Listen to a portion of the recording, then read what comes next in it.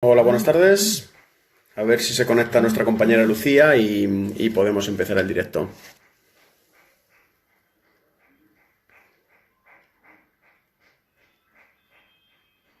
Vale, ya veo que se va uniendo gente.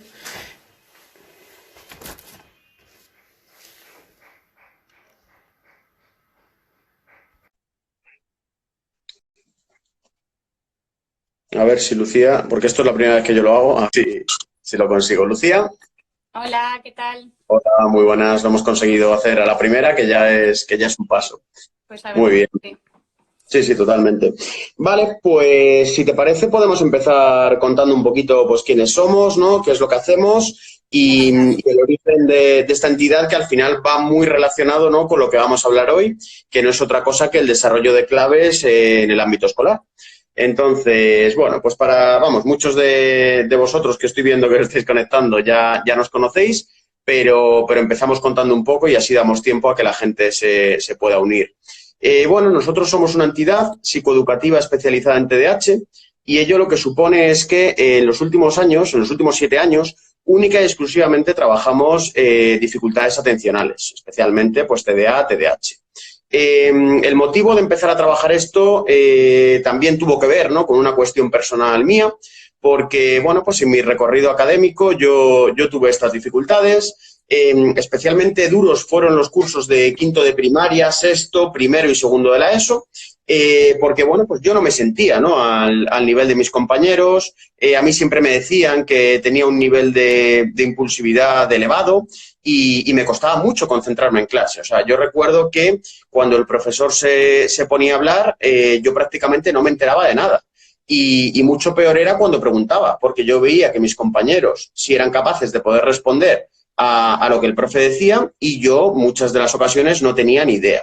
Cuando llegaba por la tarde a estudiar en casa, tampoco me servía, ¿no? La manera de trabajar, porque me ponía a estudiar leyendo, yo creía que me lo sabía, pero la realidad es que cuando llegaba a los exámenes no siempre conseguía aprobar. En primero de la ESO tuve, ¿no? Una época en la que decidí tirar la toalla porque yo no, bueno, pues eso, la línea entre el no quiero y el no puedo a veces es reducida y por lo tanto pues yo decidí que ya no iba a estudiar más. Me quedaron 7 asignaturas, en el cole le dijeron a mi madre que yo iba a ser un fracasado toda la vida, bueno, pues historias, ¿no? Que muchos de vosotros ya conocéis y realmente a partir de ese momento empecé a comprender la dificultad de los TDAH en el ámbito educativo. Casualidades de la vida, que no son casualidades, ¿no?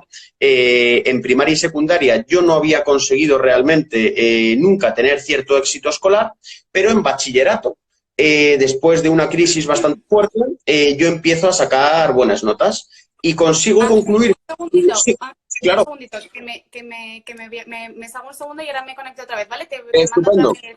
Venga, genial. Yo sigo contando mis venga. cosas. Bueno, como os decía, ¿no? Yo en primaria y secundaria había tenido fracaso escolar y yo realmente no quería hacer bachillerato, ¿no? O sea, en mi casa, pues de una manera u otra me convencieron para hacerlo. Yo ahora tengo 31 años y realmente, pues antes no había, ¿no? Las salidas que actualmente te da un grado medio. Y bueno, pues el caso es que decido hacer bachillerato y me empiezo a dar cuenta, ¿no? Que yo no estaba preparado para ese sistema. Tengo una crisis Ya estoy, fuerte. perfecto. Ah, vale, estupendo. Tengo una crisis fuerte y a partir de ese momento, tras plantearme dejar los estudios, empiezo a ver, en primer lugar, que un conjunto de profesores confían en mí.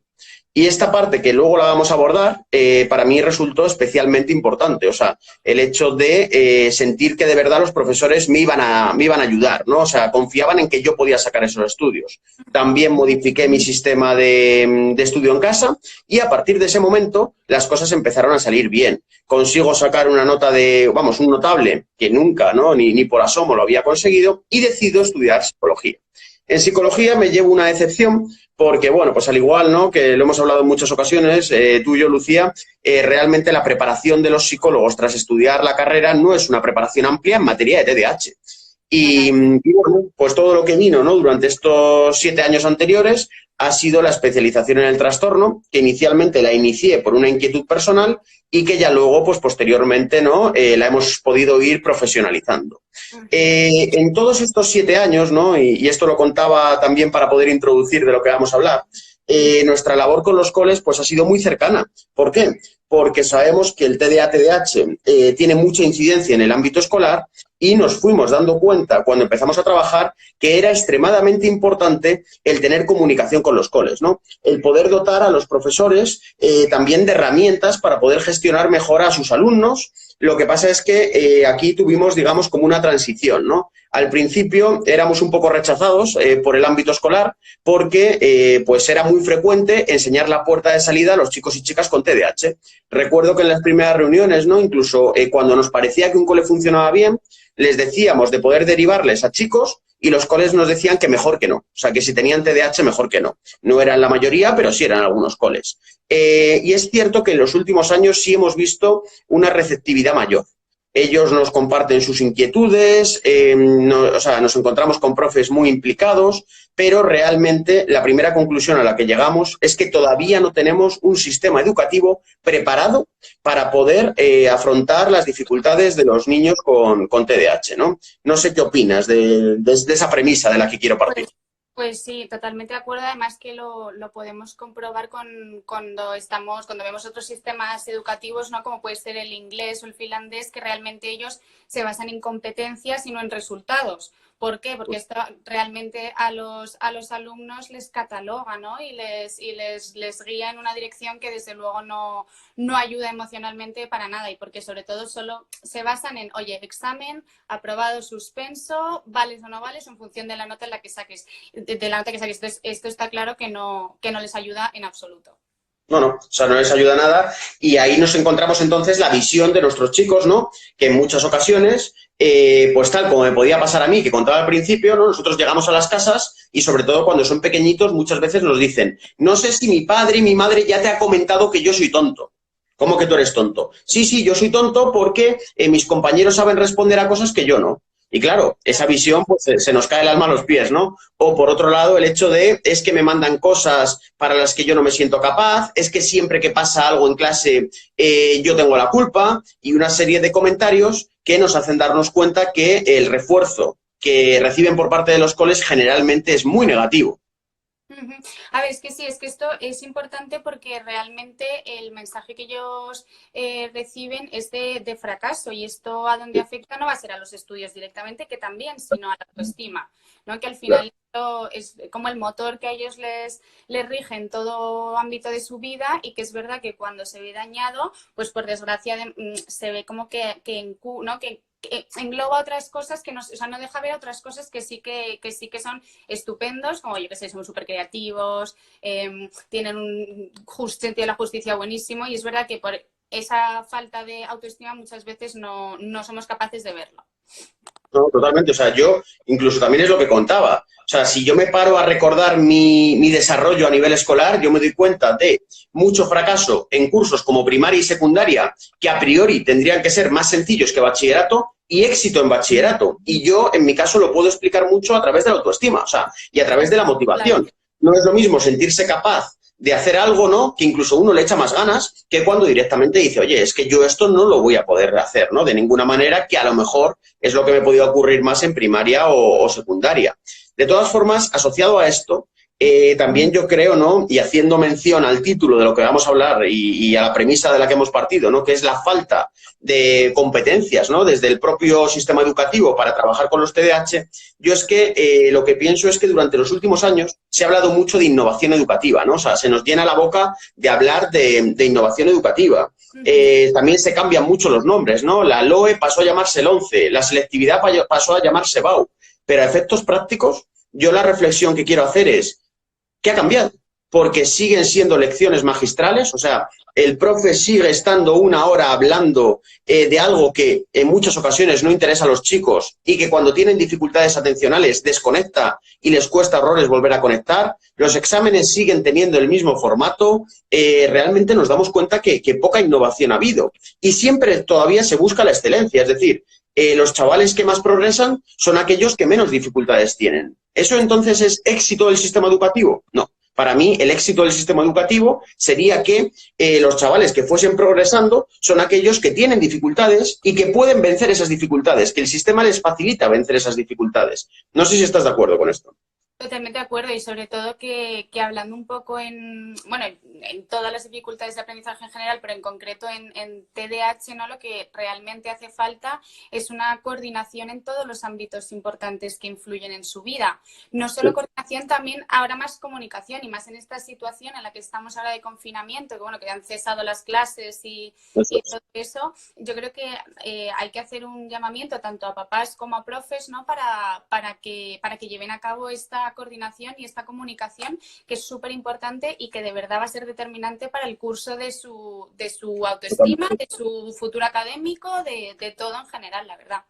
No, sí. A mí me duele cuando, bueno, o sea, yo sabes que, o sea, solamente trabajo con adolescentes y me duele cuando los adolescentes en las sesiones que estamos llevando a cabo por Skype nos cogen y nos dicen, es que Ángel, creo que estoy aprovechando más ahora las clases. ¿Cómo que estás aprovechando más las clases y no estás haciendo clases?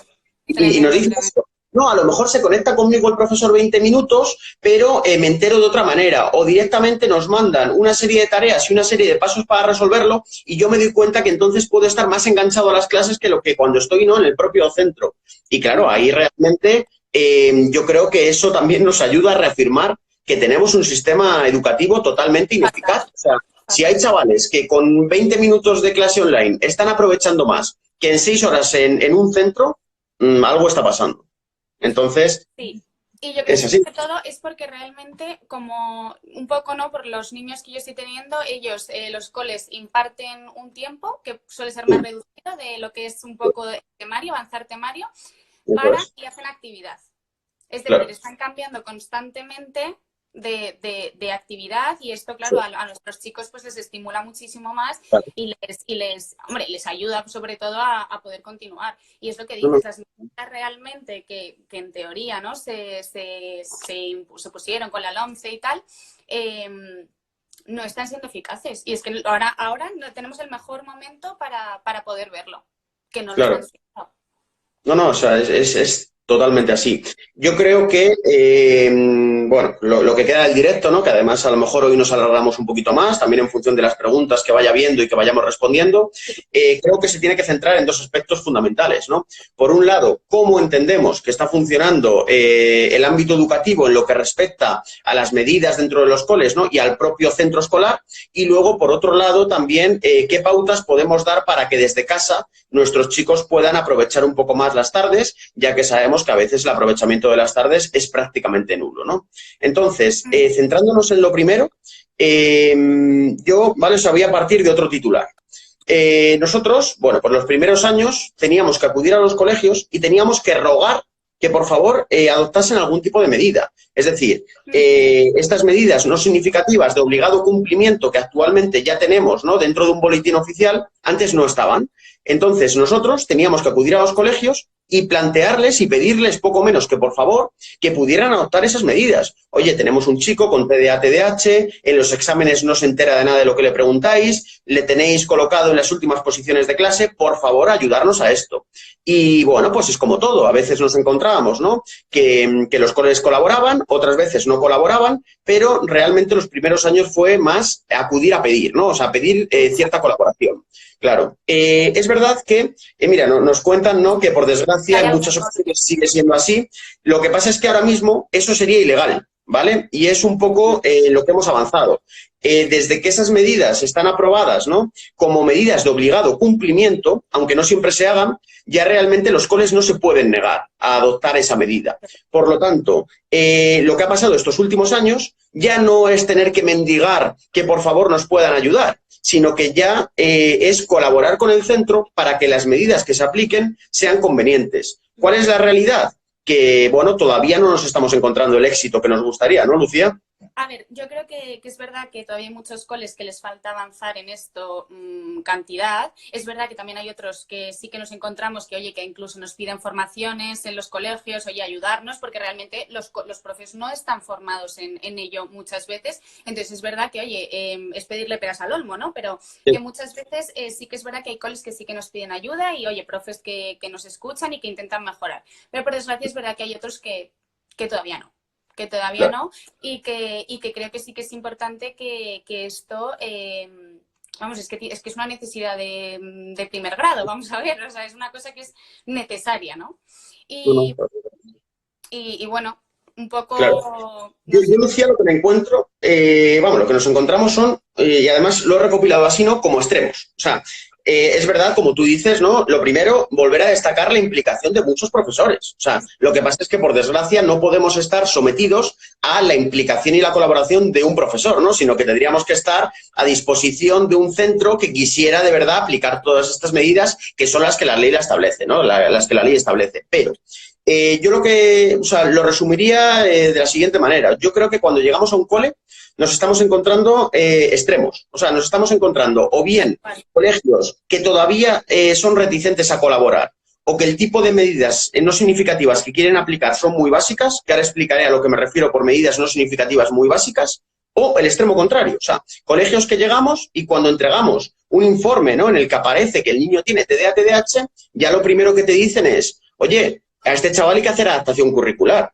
¿Cómo que hay que hacer adaptación curricular? O sea, por un TDA, TDAH, sin una afectación a nivel intelectual ni cualquier otra comorbilidad, no tiene por qué hacerse una adaptación curricular. No sé si te parece que estoy siendo un poco extremista, Lucía, o también crees que efectivamente lo que nos encontramos es un extremo u otro. A ver, yo sí que creo que en muchas, obviamente no en No todos, tan ¿no? radical. Como siempre esto es así, pero Eso sí es. que es verdad que el tema de las adaptaciones curriculares yo creo que deberían entender un poco más en qué consisten y qué son, porque es una cosa que va a calificar al niño ya de por vida, o sea, eso aparece en su currículum escolar, quiero decir, muchas veces no hacen falta. O sea, esos son Claro. casos extremos. Efectivamente, ahí sí que hay que ser extremistas. Es un caso extremo en el que, por supuesto, oye, si es necesario y a nuestro niño le va a venir mejor, pues oye, si no hay más narices, pues se pone. Pero, por supuesto, siempre hay que intentar ayuda, esa terapia fuera del colegio, implicación de los profes, del colegio, de los Claro. compañeros, en general, antes de meter esto. Justo, justo Entonces, incluso la propia medida, Lucía. O sea, claro, realmente, o sea, inicialmente lo que tienen que hacer es aplicar las medidas no significativas en su máxima expansión, ¿no? O sea, aplicar las mejores medidas no significativas, que ahora no hablaremos, decirte a las que nos nada. Claro. referimos, y el último paso tiene que ser una adaptación curricular, porque como bien dices, la adaptación curricular sí va a influir en tu expediente, ¿no? Entonces, que todavía nos encontremos, ¿no?, por parte de profesionales de la educación, bueno, ya no solamente profesores, ¿no?, sino directores, que dicen, sí, sí, Directores. aquí, claro, tenemos un protocolo buenísimo, y el protocolo tan bueno es que directamente los chavales con TDAH optan a una adaptación curricular. No, o sea, porque igual de malo es no poner medidas como poner unas medidas que puedan influir o determinar un desarrollo, ¿no?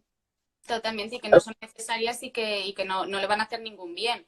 Entonces, Eso es. por eso creo que estamos poco informados, en general, ¿no? El mundo exterior poco informado.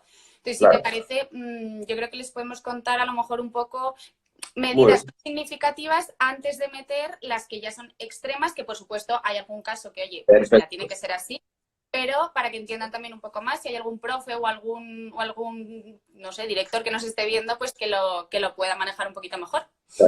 Vale, pues si te parece vamos a hacer como una especie de lluvia de ideas. Vamos a empezar planteando las dos medidas más famosas, ¿vale? Y las dos medidas más famosas son el hecho de colocar en las primeras posiciones, que no está mal, pero solamente por colocar en las primeras posiciones hay que entender que no voy a conseguir nada. Reduzco la presencia de Nada. elementos distractores, pero el chaval, aunque no se distraiga con un compañero, también se puede distraer consigo mismo. Es más, muchas veces decimos que tienen un mundo interior súper rico y a los 5 minutos Enorme. eso es, se meten en su mundo y realmente no van a aprovechar la clase. Y la segunda medida que nos solemos encontrar es el hecho de dar más tiempo a los exámenes, ¿no? Y hay muchos centros que lo venden como una medida estrella. No, yo es que a mis alumnos les doy media hora más. A lo que yo me planteo lo siguiente, ¿daría igual dar media hora más que dar 7 horas si el chaval ni siquiera es capaz de comprender lo que se le está preguntando, ¿no? Entonces, yo creo que ahora mismo estas dos medidas están como muy en auge, pero son dos medidas que implantadas, ¿no?, de manera aislada o únicamente ellas, no vamos a conseguir nada.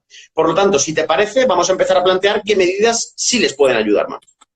Me parece fenomenal. A ver, yo lo primero, antes de nada, o sea, creo que hay que aclarar también que cada niño es un caso, o sea, es un mundo totalmente distinto. Entonces, medidas puede haber 18.000, pero que ni las 18.000 van a ser para todos y que no se pueden aplicar igual. O sea, quiero decir que creo que hay que hacer un estudio previo del niño, de cada caso, y aplicar medidas. Yo tengo niños que que la media hora más les es súper necesaria, y niños que es que les sobra hasta tiempo del propio examen. Entonces, no es para todos igual. Entonces, pues, ¿qué medidas sí que pueden ser adecuadas? Pues, por ejemplo, que el profe lea con ellos el enunciado, que muchas veces el simple hecho de leer el enunciado para ellos es un mundo, porque están nerviosos, que si tal, pues alguien también influye su baja autoestima y demás. Entonces, ahí no son capaces de tener una buena lectura comprensiva de lo que les están pidiendo, aunque se lo sepan, probablemente fallen. Claro, claro. O sea, y además, mira, te acabas de meter en un punto que para mí es fundamental. Yo creo que la diferencia entre medidas muy básicas y medidas no significativas apropiadas es el hecho de que las medidas no significativas referidas al ámbito académico, ¿vale? Porque luego hablaremos de algunas otras a nivel más emocional. Sí. Pero las medidas no significativas referidas al ámbito académico, que nosotros entendemos que son mejores, son aquellas que inciden en el propio examen. O sea, en ese momento que a ellos les pone tan sumamente tenso y donde se están jugando todo en escasamente una hora, yo creo que es ese momento en el que lo que necesitamos no es poner todo de nuestra parte. El hecho de que previamente haya estado en las primeras posiciones y demás puede ser útil, pero lo que necesitamos es incidir en el examen. Y como bien decías, el primer momento del examen es donde los chavales se enfrentan a las preguntas. El hecho de que se puedan, el hecho de que las pueda leer en alto, y que eso además ayuda a todos, porque gran parte de las medidas que vamos a comentar no solamente ayudan a los TDA, sino que ayudan al conjunto del alumnado, ¿no? Entonces, el hecho de poder hacer una lectura comprensiva o incluso que luego se puedan acercar a ellos y preguntarles simplemente, ¿has comprendido todo lo que todo lo que te he preguntado, ¿no? Ya eso, de primeras a ellos, porque así nos lo dicen, les rebaja muchísimo la tensión. O sea, el saber que si algo no lo comprenden, puede haber un profesor y que ese profesor no va a estar contigo para poderte aclarar alguna duda, que eso no es decirte la respuesta, eso es aclararte algunas dudas del enunciado. Por lo tanto, yo creo que la primera medida más oportuna, como bien dices, es aclarar, ¿vale?, las preguntas del enunciado. Te planteo una segunda medida y si quieres la puedes desarrollar. También, ¿no?, yo creo que los exámenes más tradicionales han sido exámenes que se dan muchas preguntas por cara. O sea, yo recuerdo, ¿no?, perfectamente en una cara, a lo mejor 8 preguntas y en la cara de atrás, otras 8. Entonces, ¿por qué crees que esto tampoco les beneficia a los chicos con TDAH? Pues porque se ponen a leerlas todas, se empiezan a agobiar, esta me la sé, esta no me la sé. Al final se montan un cacao, ven mucha información toda junta y no son capaces de sintetizarla, de ordenarla y de planificar y organizar, que es un punto que ellos tienen que trabajar. Entonces, yo creo que es una medida súper fácil y súper sencilla. Otra forma de adaptar los exámenes, que es separarles las preguntas. Con esa tontería les ayudas un montón, porque les ayudas a organizar en esos momentos de tensión que ellos, pues que les cuesta más, les ayudas tú a organizar simplemente con el separar las preguntas. Y otra cosa que también aquí me parece importante decir respecto a las preguntas de los exámenes, es que muchas veces nos encontramos con que en un mismo enunciado tenemos 5 preguntas, a lo mejor. También. O más. O sea, que justo. verdaderas locuras. Entonces, ¿qué podemos hacer ahí también para ayudarlas? Ponerlas separadas. Primero una, luego otra. O sea, para todos en general, ¿eh? O sea, no hace falta tener un déficit de atención para saber que esto te incomoda la vida. O sea, sí. Pero sí, es claro. importante. Habría una tercera, que también está asociada, ¿no?, con todo ello, que es el hecho de a lo mejor poner en negrita las palabras más importantes del propio enunciado. Y eso... la pena de esto es que hay veces que revisamos preguntas de primaria y son preguntas súper difíciles de comprender. En cambio, nos vamos a preguntas de bachillerato, que yo creo que esto también está detrás en que yo mejorase en bachillerato, y las preguntas son muy específicas, a lo mejor, desarrollo de la guerra civil. Entonces, claro, el chico con TDA entiende de forma muy evidente lo que le están preguntando. Cuando te ponen un enunciado de 3 líneas, ahí en la primera línea ya te has perdido, ¿no? Y a veces sirve simplemente o el clarificar enunciados, como bien nos dice Marta, o el poner en negrita las palabras más importantes, ¿no?, que te vaya a preguntar para que tú me puedas desarrollar aquello que has estudiado en casa. Entonces, básico. Eso. Por ejemplo, también, claro, nos podría valer perfectamente un subrayado. Hay otra medida que hay gente que no la ve tan importante, pero a mí sí me lo parece, sobre todo por el sistema de estudio que les tratamos de dotar. Y es el hecho de poderles dar un folio en blanco. Un folio en blanco donde, por ejemplo, ellos puedan poner ahí la estructura del esquema que previamente han estudiado en casa. No sé esta medida qué te parece, Lucía. Pues a mí me parece que está fenomenal. Que está fenomenal porque de nuevo les ayuda a su organización y a su puesta previamente en marcha de sus contenidos, ¿no?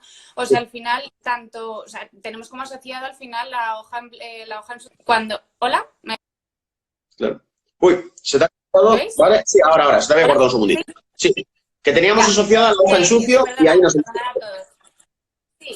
Sí, teníamos asociado eso, la hoja en blanco a matemáticas, cuando no es así. O sea, realmente en todas las asignaturas necesitamos hacer algún borrador, alguna anotación. Nuestros chicos en general que tienen las ideas un poco dispersas a veces, oye, estaría guay que las escribieran y luego las ordenaran. Entonces, para mí el uso de la hoja en blanco creo que en muchas ocasiones les facilita. Pero de nuevo, o sea, individualizar cada caso y cada situación. Así es. Y yo creo que en la parte académica me viene otra, ¿vale? Que para mí es la determinante, ¿no? Y es incluso una medida que está aprobada como medida no significativa, que es el hecho de cambiar la modalidad de examen. O sea, ¿por qué si a lo mejor tengo un alumno que tiene muchas dificultades en expresión escrita, no puedo cambiar el sistema y poder preguntárselo de manera oral? Porque además incluso esto yo creo que es otra de las incoherencias del sistema educativo. La vida es un examen oral. O sea, una entrevista de trabajo es un examen oral. Las relaciones sociales son exámenes orales. En cambio, el ámbito educativo está totalmente enfocado en la propia evaluación por escrito, cuando pues habitualmente nuestros chicos en la expresión escrita tampoco a veces tampoco son muy buenos, ¿no? En ello. O directamente poder hacer exámenes de relacionar o poder hacer exámenes tipo test, medidas que, repito, que son medidas aprobadas. Pero generalmente, Lucía, o al menos en mis casos, no se hace. No sé si en los tuyos se hace. No se conocen. No, y que muchas veces ni se conocen, ni se hacen, ni se proponen, ni se nada, la verdad. Pero bueno. Claro. Entonces, yo creo que de esa manera, enfocar un examen de la forma que he comentado, desde luego, posiblemente sería la noche y el día con lo que tenemos. Y yo que he estado 4 años de orientador en un colegio, me he dado cuenta que no es tan difícil. O sea, yo incluso antes de trabajar en un cole, entendía que era más difícil de cuando luego estaba trabajando en el cole, que es verdad, claro, que te implica más tiempo de preparación, por supuesto, pero que luego realmente con un poquito más de tiempo de preparación les puede ayudar una barbaridad. Y repito que hay muchos, bueno, no, muchísimos no, pero hay bastantes, ¿no?, que ya lo hacen, ¿eh? O sea, y eso también es importante. Hay profesores súper implicados que, desde luego, se merecen más vacaciones de las que tienen, porque el tiempo que invierten en casa, todo esto es muchísimo más que el que pueda hacer, ¿no?, cualquier otro maestro. Pero luego, decía, también hay otras medidas que, además, en la charla que dimos en la jornada de sensibilización, tú hacías hincapié en ellas, ¿no?, y me gustó mucho. Y son medidas de carácter emocional. Estas medidas, efectivamente, no están aprobadas, ¿no?, en ningún boletín oficial del Estado, pero son medidas de carácter emocional. Cuéntanos alguna medida de carácter emocional. Pues vamos a ver, sí que a mí me parece importante el hecho de hacerles sentir que se sienten capaces, ¿vale? ¿Por qué digo esto? Porque muchas veces ellos tienen como, a ver, todos en esta vida tenemos un poco creencias erróneas, ¿no? Y un poco de nosotros, del mundo, de todo, pero ellos muchas veces no se sienten capaces, entonces no tienen la confianza adecuada, ¿no?, como para decir, oye, puedo hacer esto, puedo hacerlo bien, me puedo enfrentar a ello. Entonces, ¿cómo podemos realmente nosotros potenciar esa confianza, esa autoestima y tal? Pues con mensajes al final positivos. O sea, por ejemplo, un profe en clase le puede preguntar a su alumno que sabe que esa pregunta se la va a saber, el hecho de levantar la mano y decir, oye, pues venga, fulanito, respóndeme a esta pregunta. Y que él tenga el éxito de sabérsela delante de todos sus compañeros, para él va a ser la bomba. O sea, va a ser la bomba. Parece una tontería y es facilísimo, pero ese niño ese día se va a ir contento a casa.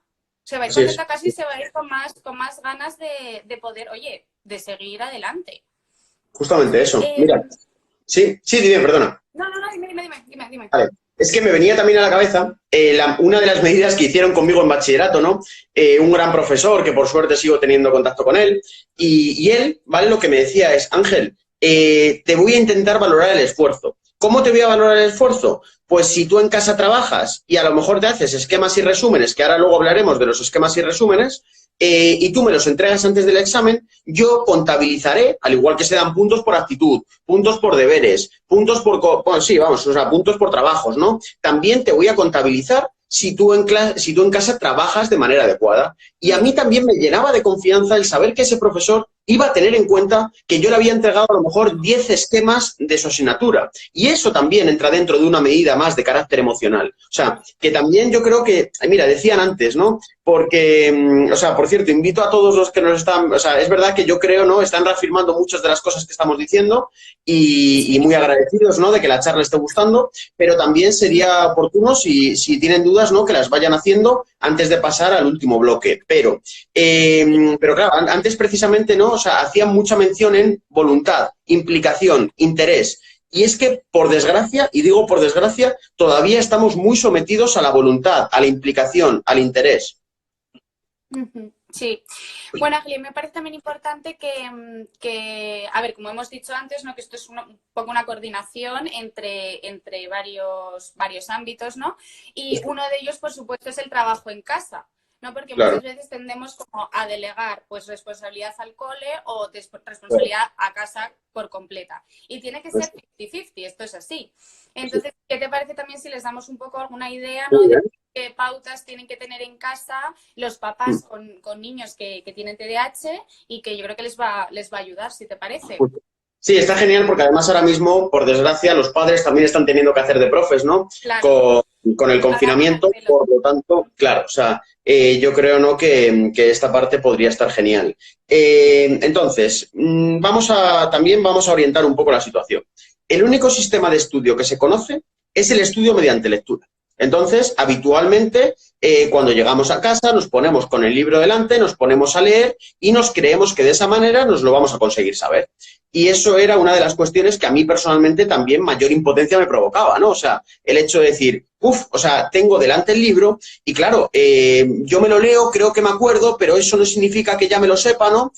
Por lo tanto, yo creo que la primera premisa de la que tenemos que partir es que el sistema de estudio mediante lectura no le beneficia a los chicos con dificultades atencionales, porque no facilita el procesamiento de la información.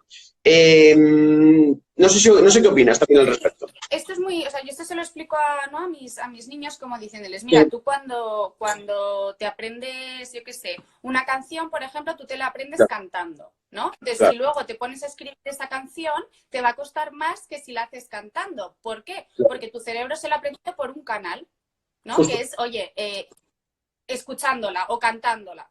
Con el estudio pasa lo mismo. ¿Cómo me van a preguntar a mí el examen? Escrito. ¿Cómo tengo que estudiar?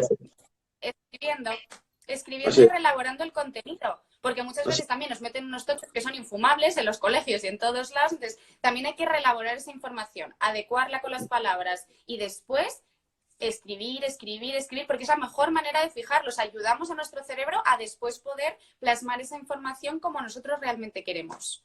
Totalmente. Y además, el propio esquema, ¿no? O sea, el hecho de que los chavales aprendan a hacer esquemas tiene también dos puntos positivos. Lo primero es que, y eso nos pasa, ¿no? O sea, una de las claves para conseguir que los chavales se motiven en sesión es que cuando les enseñamos a hacer un buen esquema, de repente dicen, uy, si yo ya me acuerdo de prácticamente todo. Entonces ya no necesito ponerme a leer, ¿no? Aunque hacer un esquema no sea agradable, pero cuando se ponen a hacer y ven que de esa manera son capaces, lo primero es que se motivan más. Y lo segundo es que luego pueden recordar mejor. O sea, el esquema muchas veces es como una especie de puente que les facilita, en el momento del examen, poder recordar información de una manera más precisa que si directamente lo han leído, solamente ¿no? Han utilizado esa memoria más a corto plazo y luego no les permite recordar. Entonces, claro, la labor de los esquemas es fundamental. Lo que pasa es que, Lucía, ¿tú crees que esquemas se puede hacer desde, por ejemplo, ¿no? Hay una mujer que nos habla de que con su hija hace esquemas desde los 8 años. ¿Tú crees que desde esa edad se puede empezar? Sí, para mí sí, o sea, creo que es como un poco el límite, justo los 8, tercero de primaria, segundo, bueno, un poquillo ahí y tal, pero tercero de primaria me parece que es buen momento de iniciación a los esquemas, que por supuesto hay que empezar a lo mejor con materia, ¿no? Que para ellos les resulte agradable, entretenida, ¿no? Pues oye, con un cuento, vale, pues cuéntame, cómo extraer ideas, ¿qué te has enterado de este parrafito? Perfecto, pues esa es la primera idea de mi esquema, o sea, lo mismo hacemos con el estudio, es verdad que el tema será un poco más o menos árido, ¿no? Pero es una forma de empezar. Entonces, a mí a los 8 años me parece genial, no sé cómo se llama, Plocram, que empieces con tu niña y adelante porque le va a venir fenomenal, seguro. Totalmente. También hacían mención a un tema súper interesante, ¿no? Que es el TDAH y las altas capacidades. Y es verdad que con TDAH y altas capacidades pasan varias cosas.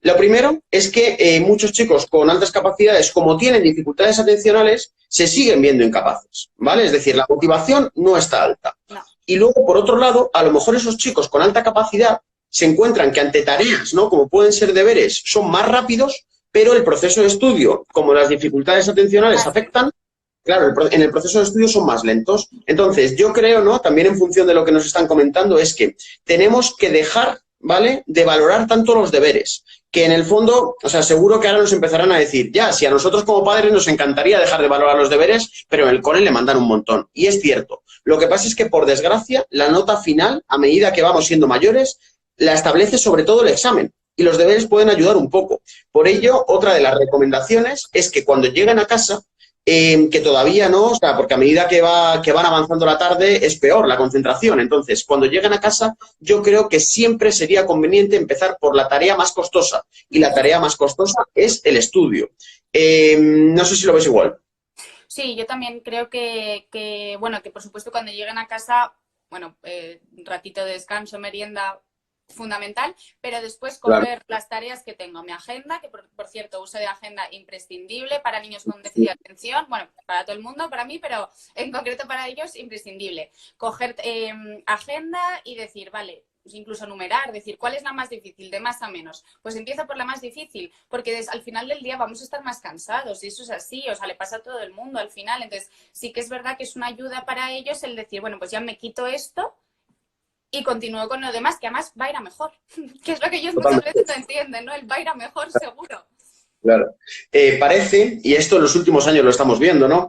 Y también nos lo comentan, que, bueno, parece que nos habíamos adaptado, ¿no?, a poder reelaborar la información con los libros en formato papel, pero ahora lo que nos encontramos es lo contrario. Y lo que nos encontramos es que hay muchos libros que yo personalmente, bueno, a mí no me gustan, ¿vale?, pero son libros digitales. De todas formas, yo creo que tampoco podemos caer en la desesperación cuando el libro es digital, porque hay muchas maneras de poder trasladar esa información que está en el libro digital, o sea, poder reelaborar la información también por escrito. O sea, como al final lo que nosotros, claro, o sea, al final nosotros necesitamos hacer nuestros propios resúmenes y esquemas. Da igual que sea en formato ordenador o en formato papel. Entonces, claro, eso por ese lado, bien. También me gustaría que hablases, y yo creo que además dentro del equipo, ¿no?, además de una figura de máxima referencia, eres una de las personas más disciplinadas y tú siempre haces mención a la necesidad de hábitos y rutinas para los chicos con TDAH. Me gustaría que lo pudieras explicar un poco más.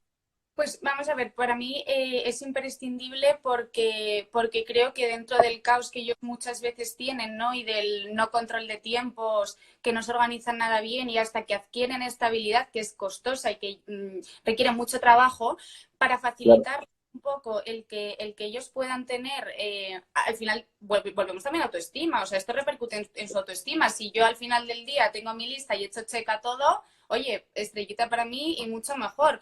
¿Qué conseguimos con los hábitos y rutinas? Que no se nos pasen cosas, que siempre tenga la misma hora que hacer lo mismo, por tanto me costará menos ponerme, ¿no? Porque también, bueno, con esto de retrasar los tiempos, ¿no? También muchas veces al final nos plantamos que a las 8 de la tarde ya es hora de duchas y que no han empezado a hacer deberes, no lo han jugado.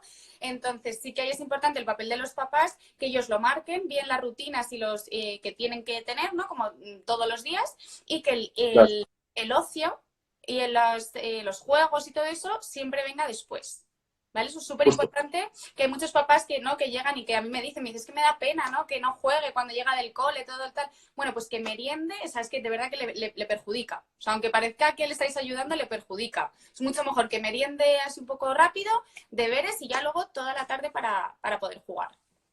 Totalmente.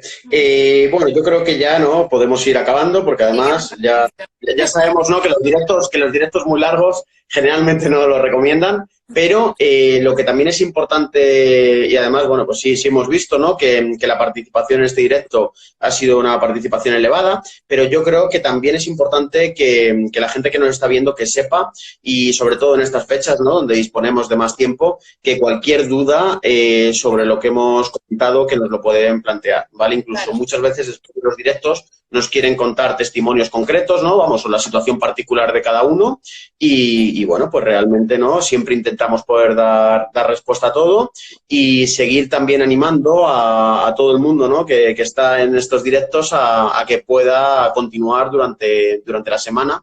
Y mira, o sea, más sugerencias. Nos dicen de esperar, o sea, de De empezar a las empezar y 8:15. cuarto.